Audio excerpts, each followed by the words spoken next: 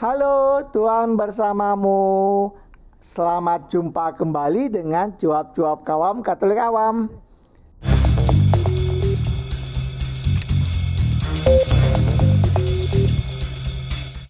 Apa kabar Bapak dan Ibu, kakak dan adik, saudara-saudara, teman-teman dan rekan-rekan semua? Semoga baik adanya, sehat, sejahtera, dan bahagia. Mari bersama dengan cuap-cuap kawam Katolik Awam, kita membaca dan mendengarkan bacaan dan renungan hari ini.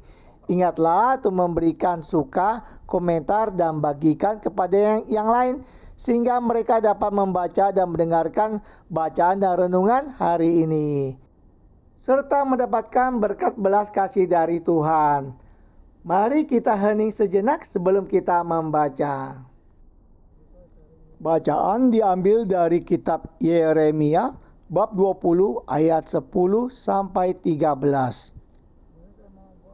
Aku telah mendengar bisikan banyak orang. Kegentaran datang dari segala jurusan. Adukanlah dia, kita mau mengadukan dia. Semua orang sahabat karibku mengintai apakah aku tersandung jatuh. Barangkali ia membiarkan dirinya dibujuk sehingga kita dapat mengalahkan dia dan dapat melakukan pembalasan kita terhadap dia. Tetapi Tuhan menyertai aku seperti pahlawan yang gagah. Sebab itu orang-orang yang mengejar aku akan tersandung jatuh dan mereka tidak dapat berbuat apa-apa. Mereka akan menjadi malu sekali sebab mereka tidak berhasil. Suatu noda yang selama-lamanya tidak terlupakan. Ya Tuhan semesta alam yang menguji orang benar, yang melihat batin dan hati, biarlah aku melihat pembalasan-Mu terhadap mereka. Sebab kepadamu-lah kuserahkan perkaraku. Menyanyilah untuk Tuhan, pujilah Tuhan, sebab Ia telah melepaskan nyawa orang miskin dari tangan orang-orang yang berbuat jahat. Demikianlah sabda Tuhan. Syukur kepada Allah. Inilah Injil suci menurut Yohanes bab 10 ayat 31 sampai 42. Sekali lagi orang-orang Yahudi mengambil batu untuk melempari Yesus. Kata Yesus kepada mereka, "Banyak pekerjaan baik yang berasal dari Bapa-Ku yang kuperlihatkan kepadamu. Pekerjaan manakah di antaranya yang menyebabkan kamu mau melempari aku?" Jawab orang-orang Yahudi itu, "Bukan karena suatu pekerjaan baik maka kami mau melempari engkau, melainkan karena engkau menghujat Allah dan karena engkau sekalipun hanya seorang manusia saja menyamakan dirimu dengan Allah." Kata Yesus kepada mereka, "Tidakkah ada tertulis dalam kitab Taurat kamu, Aku telah berfirman, kamu adalah Allah? Jikalau mereka kepada siapa firman itu disampaikan disebut Allah, sedang kitab suci tidak dapat dibatalkan, masihkah kamu berkata kepada Dia yang dikuduskan oleh Bapa dan yang telah diutusnya ke dalam dunia, engkau menghujat Allah? Karena aku telah berkata aku anak Allah? Jikalau aku tidak melakukan pekerjaan-pekerjaan Bapa-Ku, janganlah percaya kepadaku. Tetapi jikalau aku melakukannya dan kamu tidak mau percaya kepadaku, percayalah akan pekerjaan-pekerjaan itu, supaya kamu boleh mengetahui dan mengerti bahwa Bapa di dalam aku dan aku di dalam Bapa." Sekali lagi mereka mencoba menangkap dia, tetapi ia luput dari tangan mereka. Kemudian Yesus pergi lagi ke seberang Yordan, ke tempat Yohanes membaptis dahulu, lalu ia tinggal di situ. Dan banyak orang datang kepadanya dan berkata, "Yohanes memang tidak membuat satu tanda pun, tetapi semua yang pernah dikatakan Yohanes tentang orang ini adalah benar." Dan banyak orang di situ percaya kepadanya. Demikianlah sabda Tuhan. Terpujilah Kristus. Bapak Ibu, Oma Opa, Saudara saudara terkasih yang dicintai Tuhan, Shalom, Shalom. Kalau kita melihat hukum Musa di dalam uraian 10 perintah Allah, dan di sana diurai banyak hal mengenai peraturan-peraturan ibadah keagamaan bangsa-bangsa Yahudi, termasuk beberapa penafsiran dan penerapannya. Di sana sebetulnya diungkap mengenai hukum keadilan. Tapi keadilan yang terjadi adalah mata ganti mata. Kalau saya diculek mata kanan saya, maka saya akan balas orang itu mata kanan juga saya culek.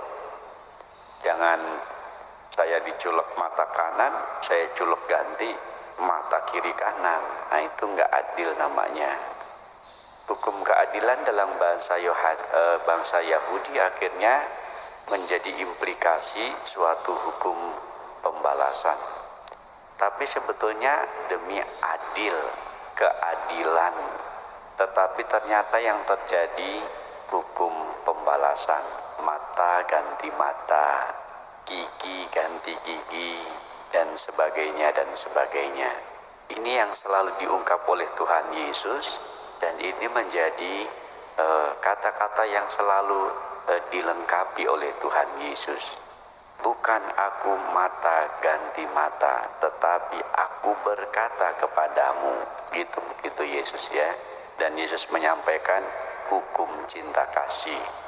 Maka hukum Musa sampai kepada hukum Yesus cinta kasih itu sebetulnya dilengkapi, bukan ditiadakan.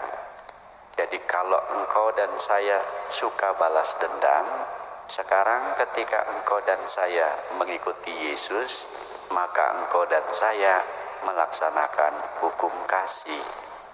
Hukum kasih memang hanya aturan-aturan kodrati yang disepakati, tapi bukan yang dirinci-rinci sampai detail. Ini boleh, ini enggak boleh, begini, begitu, dan sebagainya. Misalnya hukum sunat.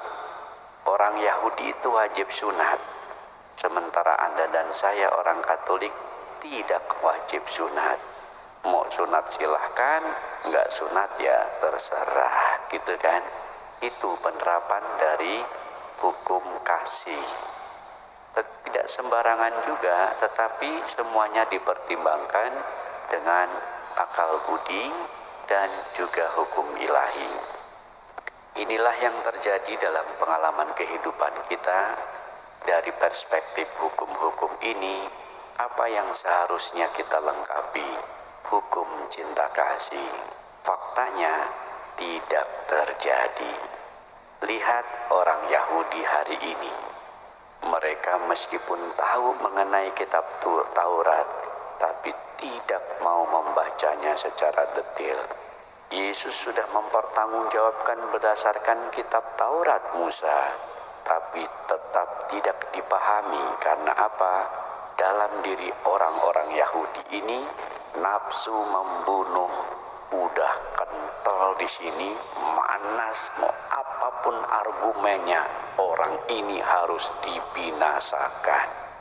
Udah, inilah yang dimaksud dengan amarah dan dendam, sehingga akhirnya hukum balas dendam dipakai oleh orang-orang Yahudi ini untuk mengadili Tuhan. Perbuatan baik, apa yang dibuat baik, enggak diperhitungkan sama sekali. Anda bisa bayangkan ini sebuah catatan-catatan mengerikan. Dan ini adalah orang-orang Yahudi. Mereka membuat rencana-rencana pembunuhan hebat, hukum pembalasan. Yesus meskipun di sini ditangkap luput lagi, nanti saatnya tetap akhirnya mereka makin meruncing karena yang dipakai adalah hukum balas dendam. Orang ini harus dibinasakan. Apakah Anda dan saya juga sering melakukan hukum pembalasan? Kalau saya amati di masyarakat, masih ada. Orang Katolik juga bisa dan ada. Sehingga ini menjadi sebuah catatan renungan. Kita ini mengikuti Yesus, sebetulnya hanya tahu Yesus atau nggak tahu isi dari konten ajaran Yesus. Sehingga Anda dan saya memakai hukum pembalasan, padahal Yesus adalah memakai hukum cinta. Inilah sebuah tegangan-tegangan kita. Pada hari ini kita diundang bukan pada mata ganti mata, tapi menyerahkan kepada keadilan Tuhan. Itu dicontohkan pada Nabi Yeremia. Nabi Yeremia ini nabi yang paling sial, ngenes, menderita, dikejar-kejar dan pengen dibunuh. Maka yang dikatakan tadi lebih banyak mazmur-mazmur keluhan. Tuhan, tolong aku ya, lihat musuh-musuh menyerang aku. Tolong aku ya Tuhan, semuanya kuserahkan hanya kepadamu. Hanya kepadamu, aku tidak mau membalas dendam, tapi semuanya kuserahkan kepadamu. Tolong aku.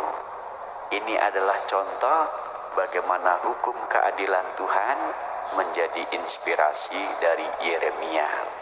Pernahkah Anda berpikir semua perkara-perkara hidup, semua kasus-kasus atau konflik-konflik Anda dan saya dapat selesaikan berdasarkan hukum keadilan Tuhan? Ungkapannya hanya terjadi di dalam doa-doa. Kalau ada banyak situasi-situasi penat misalnya menyerang diriku dan aku tidak mau balas dendam satupun, lalu saya berkata, Tuhan, semua perkara-perkaraku kuserahkan pada hukum keadilan-Mu saja. Maka inilah yang kuberikan kepadamu sebagai serah diriku. Aku serahkan pada hukum keadilan-Mu saja.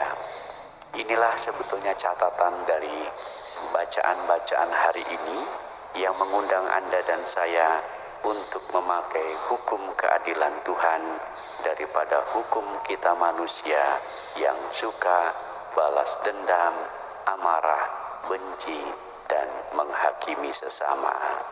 Semoga ini menguatkan Anda dan saya untuk sampai kepada pemahaman yang lebih dalam, mengikuti Tuhan dan menyerahkan kepada hukum cinta kasih-Nya. Tuhan memberkati. Amin.